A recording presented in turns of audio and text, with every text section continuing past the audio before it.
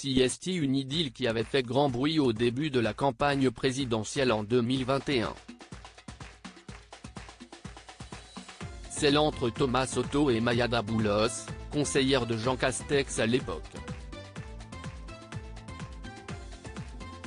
Mais d'après les dernières informations parues dans le site de Voici, ce serait terminé entre eux. Fin d'une histoire qui avait semé la zizanie dans la carrière de Thomas Soto. Entre le sympathique journaliste de 49 ans et Maya Daboulos, 41 ans, la rupture aurait été actée selon nos confrères de Voici qui n'apportent toutefois pas plus de détails. On sait néanmoins que le journaliste et l'experte en communication politique, laquelle est maman de 2 enfants, ont formé un couple pendant quelques années et leur romance avait été révélée au grand jour bien malgré eux. CST Thomas Soto qui s'est retrouvé forcé d'officialiser leur relation à la fin de l'année 2021, au début de la campagne présidentielle. À l'époque, il était annoncé qu'il ne présenterait plus Élysée 2022, son émission politique sur France 2. L'acolyte de Julia Vignali était écarté du programme en raison de son couple.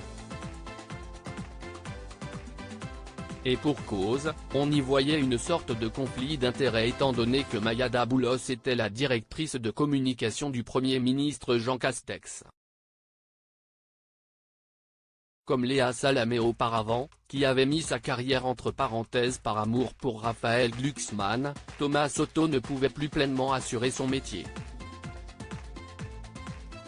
Il avait lui-même confirmé son retrait lors d'une interview pour Le Parisien.